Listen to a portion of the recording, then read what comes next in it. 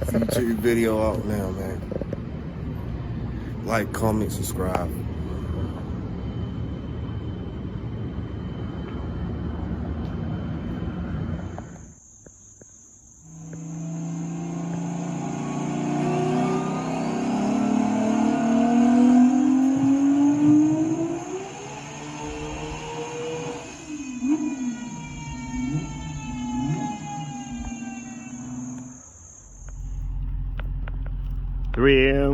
I'm up and outside getting ready for work, and I have to shovel myself out about 4 inches of snow. So slightly uphill. That's fine, I can make it up there. I'm not taking a chance with the Drutter because it's front wheel drive, so that way I can commute to work. But one of the main things this weekend, I put the Audi TT inside the balloon, and the very next day we get this. And as you can see, it is wrapped and completely draped in snow. I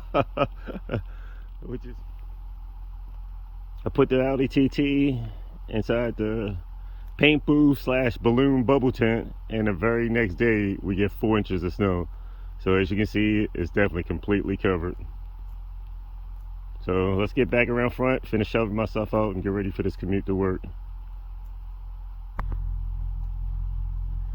The TTs are buried.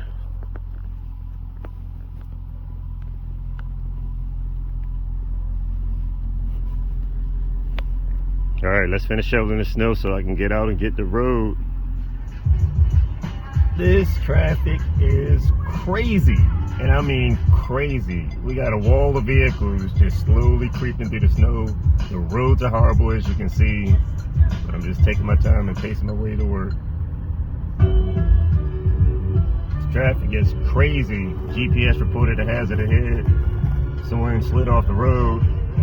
So we're just taking our time to get through this snow, but the roads are horrible. We are driving 10 miles an hour. 10 miles an hour. Actually 7, but I don't even have words. But as long as I get to work safely, that's all that matters. OMG, a tractor trailer jackknife FedEx truck and went off the side of the road, and they got a crane tow truck trying to pull it out. That is jacked up. Check that out. Damn.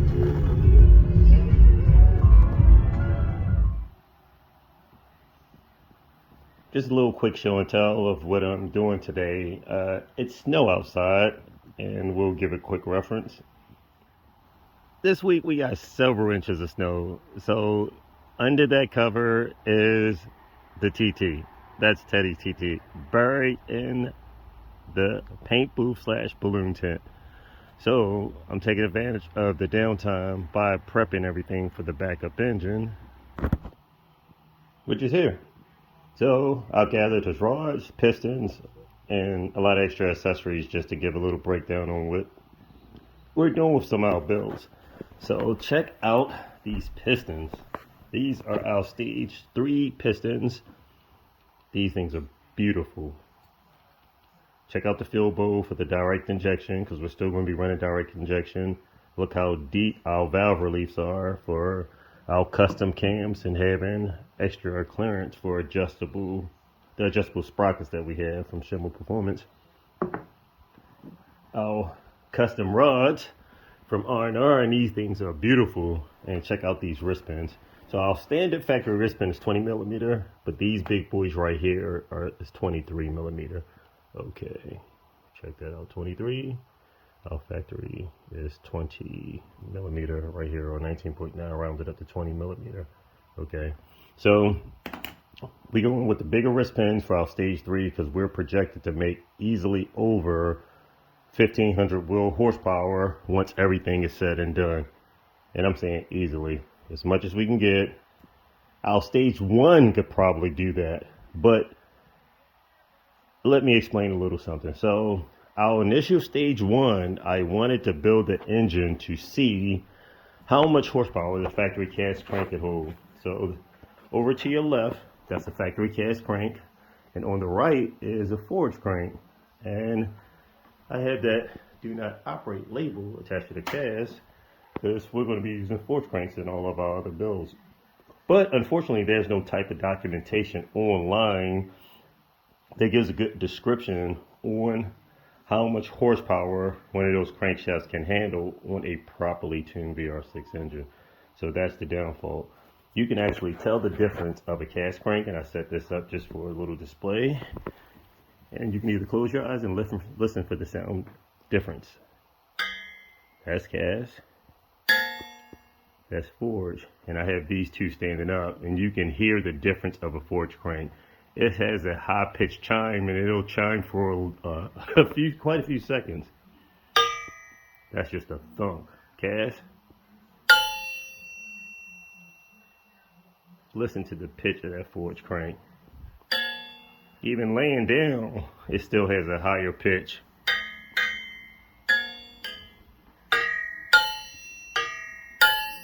Totally different. Okay, so do not operate. Yes. So we're getting so much traction on the bill. We've gotten a lot of notices and people concerned with saying, hey, that cast crank, of course we know it's not going to handle it, but who can say legitimately how much a cast crank can handle? The research and development part of me, I like to know what horsepower limit you can push it at. Someone has to show the benchmark. And of course, there's a lot of people out there would like to know. I would love to know. Anyone that's building a VR6 engine or any performance engine, you would love to know what your parts are rated to handle. Unfortunately, at this time, we may not find that out because we're getting so much traction from people, and we want to start running the car. We're probably going to just switch up and put the backup engine in with the forge crank and just continue to push that. Objectively, we were just going to push the backup, the primary engine with our stage 1 in it to see what we can get. But our stage 1 with a forge crank, I honestly would not be surprised if we can easily get 13 to 1500 real horsepower out of that. So with this stage 3, that's a whole nother level with the camshafts and different things that we're going with that build. A lot of the information we're not ready to release yet, but this is all set up. So like I said, aluminum rods, these bad boys are lighter than the factory, strong. We got stronger wristbands. The piston design is great.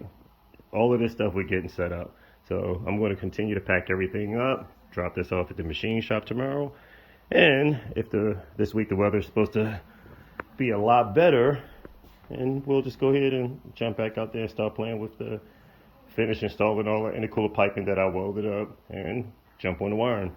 But I have the engine now. Before I take it to the machine shop, I want to take out the oil squirters, you know, for the bearings itself, the little reliefs. So each one of these in here, I got a magnetic tool I'll use to pull each one of these out.